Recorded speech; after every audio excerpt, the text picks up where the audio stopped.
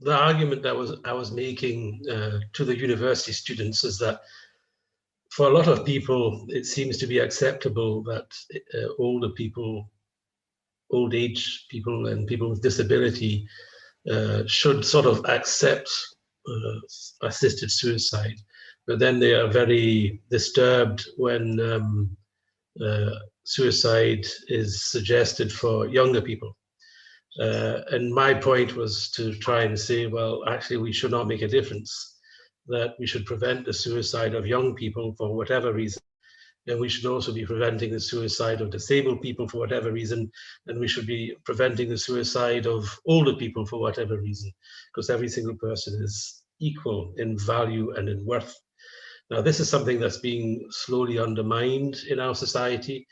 People are starting to replace the inherent value and worth with just quality of life. So if a person considers their quality of life to be unacceptable, then they say, well, I should just end my life. But indirectly, it also means that if they believe that of themselves, they probably believe that of other people as well. And that is very, very dangerous. It's a very dangerous road to be on when we no longer accept the inherent and absolute equality and value of every single life in society. If we stop to accept that, then we are on a very dangerous road to barbarity, where everybody is unequal, where the strong prevail, where the weak and the vulnerable are abused, or even just their lives just terminated. If you believe in absolute autonomy and that you can decide for yourself whether your life is unworthy of life, that means your life, you decide for yourself that your life has a different value or worth to everybody else's life, or to your previous life. If you start to agree to that, and if society starts to say, well, maybe we agree with you, then equality cannot exist, because you're already saying that you yourself have a life that's unworthy of life and is different from other people's lives who may be worthy of life.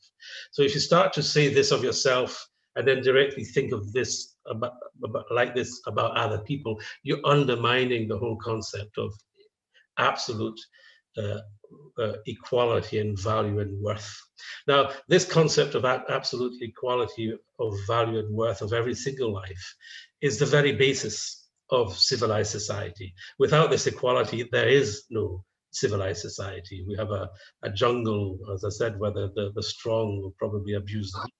So you're basically undermining the whole basis of civilized society, of democracy, of even the reason why parliaments exist.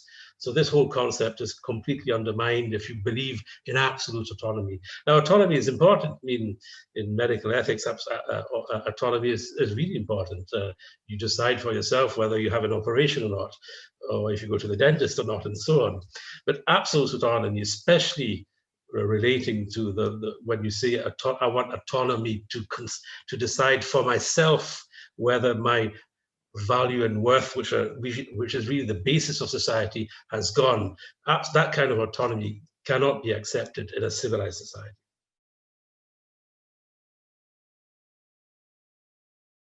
Well, it's not just in what happened in Germany at the beginning of the 20th century.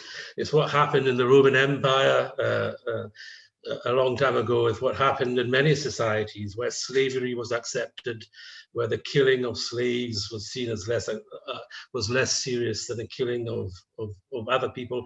The killing of children, the killing even of women was seen as less serious than the killing of a man. So any society where we don't have absolute equality and worth and value of every single person would be a society that slips very quickly into barbarity. And this whole concept of a life unworthy of life is a slogan that was developed in Germany. Yes, this is why I was talking about this concept of a life unworthy of life. It actually was developed by very respectable people, a law professor and a psychiatry professor. But the very concept of a life unworthy of life was then used by the government in Germany in the Third Reich to well, it accepted the principle, first of all, of a life unworthy of life. And once you accept this principle, it then quickly degenerates into deciding that some lives are unworthy of life for them, for other people, people who can't make their own decisions, people with mental disability, people who are infants with disability, and or people who are just old and can't, who are not capable of making certain decisions. So once you accept this principle of a life unworthy of life in society, you quickly go down into barbarity. Now, in Germany, it didn't take very long. It just took a few years because you had the right government. In other countries, like in the Netherlands and in Belgium at the moment, it will take maybe a bit more time, but they will eventually get into the barbarity. That is unavoidable. So all we need to do is wait maybe 10, 20, 30 years in Belgium and the Netherlands. And I am sure that we will eventually end up in barbarity.